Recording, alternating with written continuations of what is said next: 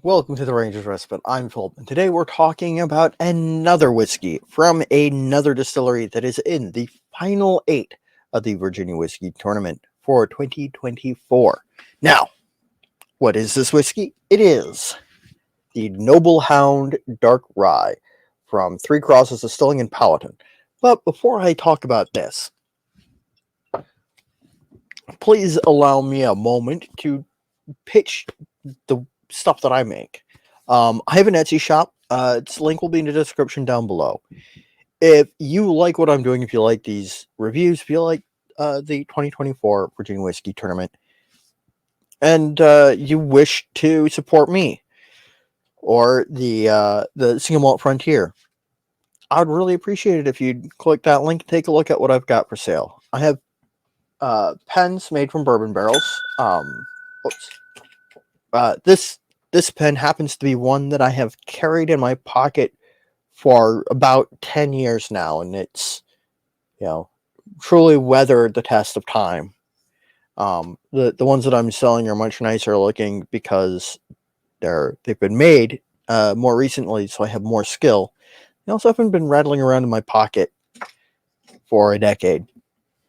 I also have bowls, such as this beautiful American Cherry Bowl, all handcrafted by myself, and proceeds from sales there support this channel, Single Malt Frontier, and make it possible for us to continue producing content for you, such as these reviews and our interviews with industry members on the Single Malt Frontier. Now, with all that out of the way, let's talk about this stuff. So, this Noble Hound Dark Rye product from Three Crosses Distilling in Powhatan, Virginia. This is a blended rye whiskey that is finished in port-style wine casks, and I purchased this from the folks at Three Crosses at a drink local event, Virginia Spirits Expo, and I I didn't have much time to talk to them about this because I tried another product that they had there that I wanted to know more about, but they didn't have any full bottles for sale. Um, this is a rye that is really interesting. Let's start by looking at that color. Beautiful ruby color. I would wager, and again, I didn't have a chance to really ask too many questions about this particular spirit, but I would wager that this is put into some pretty damp casks. Because, oh boy, the port influence on this is heavy. Let's take a look at the nose.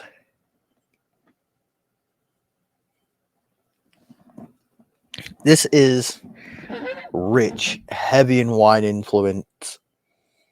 That nice, ripe grape note, like unsweetened grape juice, with that like little bit of tinge of off. And that's not like an off note. That's just wine smells that way to me. And port isn't really any different. It will typically have a slight brandy note, which I'll get to in a moment. And it is there, but the predominant note is that rich dark grape note. And that is sort of laying across this like oak heavy and sort of very grassy, um, spice heavy, less pumpernickel and more like field spice, sort of rye. I'd love to try their rye whiskey not finished in port barrels. Just saying.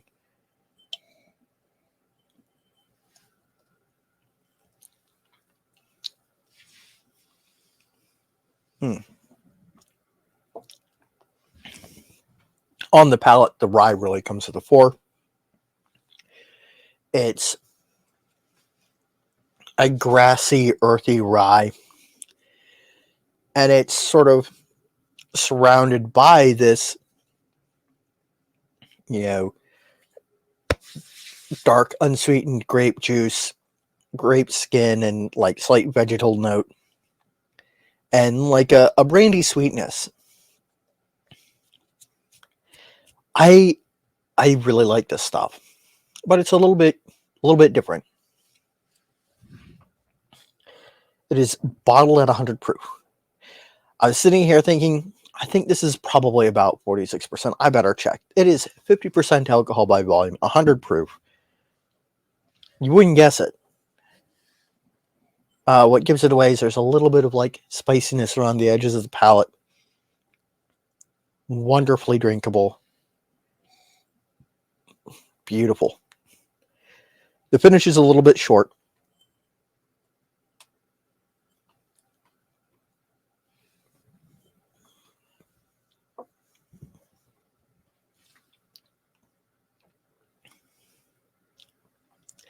Yeah, the finish is a little bit short. It's predominantly a wine-soaked oat note with like that grassy, peppery, with a little bit of citrus rye sort of squashed down a little bit. This is a very, very good dessert whiskey. It is a little bit sweet without being overwhelmingly so. This would pair well with, say you were having a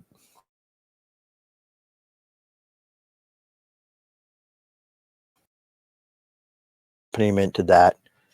Now I want to talk about their label a little bit. I like their labels.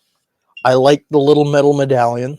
When I empty this bottle, eventually that little metal medallion is going to come off, and there's going to be a little hole drilled in it, and it's going to go on my keys. I love the high contrast white text, Noble Hound Dark Rye. I kind of like how it fades to gold at the bottom, and I like the Hound sketch that is done in silver foil. I think that's beautiful. And I kind of like their bottles. I'm not generally a fan of their short, squat bottles, but I genuinely think that this is a good implementation of that. This is batch 15. Fantastic stuff. And as you may know, if you follow this channel, I don't give numeric scores. So it's time for me to ask and answer 3 questions. The first being, do I like it? Yeah, I do. I genuinely didn't expect to like it as much as I do. I typically prefer much more challenging whiskeys. And if you are like me in that respect, you may be surprised by this as well. I typically don't like these very understated, quite elegant sorts of things. But I genuinely, there's something about this that I can't quite put my finger on, but I really enjoy drinking this. I think that it is one of my favorite Three Crosses products.